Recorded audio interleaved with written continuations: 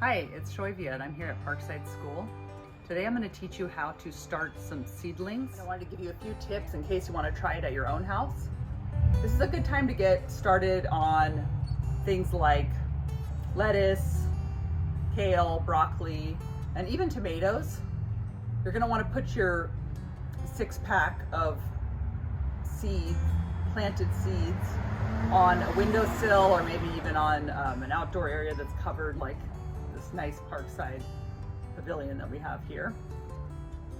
So first thing I want to do is fill up my seed tray, my 6 packs, with soil. I want to fill them to the top, but I don't want to pack them too tight.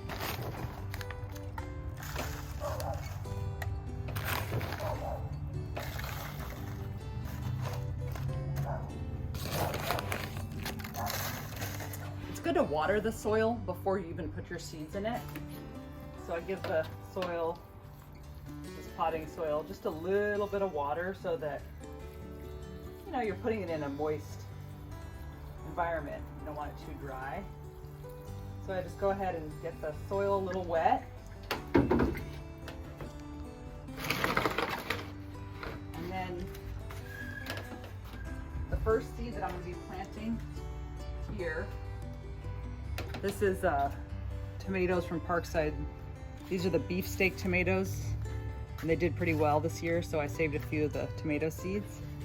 So I'm going to go ahead and I'm going to put 2 seeds per little cell.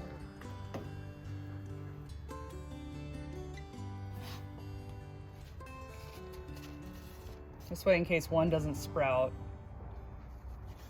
hopefully you get it. One does sprout.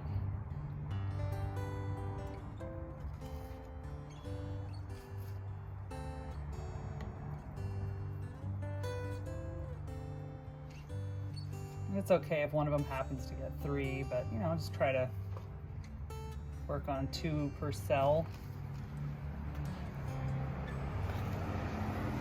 And now I'm going to write on a little popsicle stick which type of plant I just planted and the date, so I don't get mixed up. So I'm going to write tomato. And the type of variety that it is beefsteak. I'll just write the date on the back.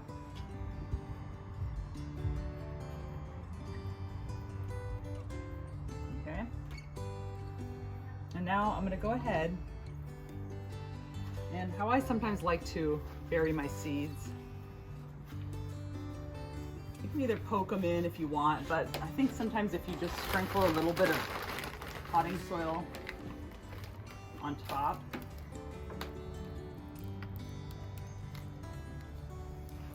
you know, I'm just burying them a little bit.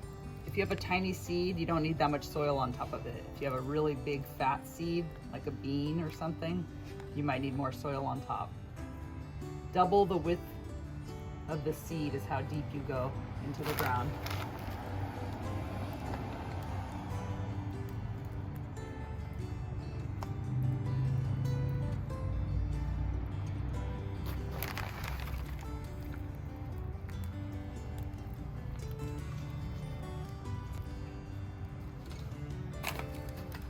Okay, and then I'm going to go ahead and give another little sprinkle of water, and that's going to activate those seeds.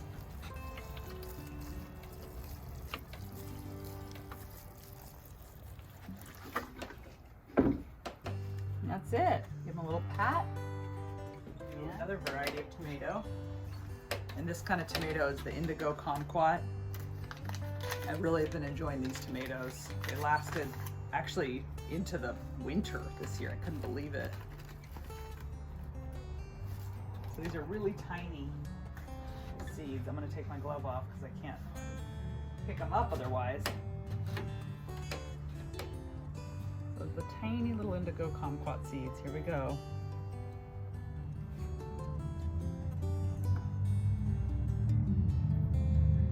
You know, and if you're on on the younger side, if you're still in like first grade or second grade or maybe even third grade, your hands are still really tiny and it's hard to pick up things like this.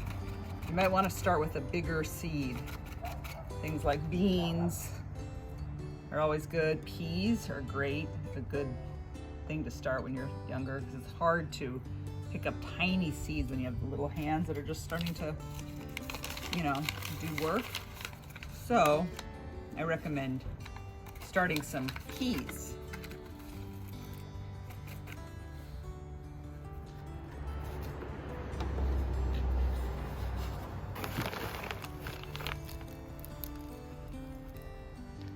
Little soil on top, but like I said, on these little seeds, you don't need to cover them that deep or they won't really sprout.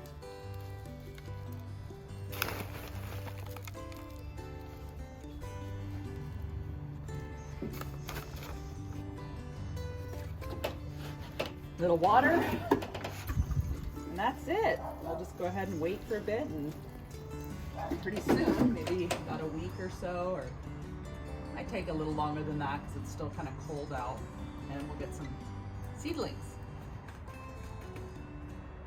Hope you give this a try at home. Start with some peas. Happy planting.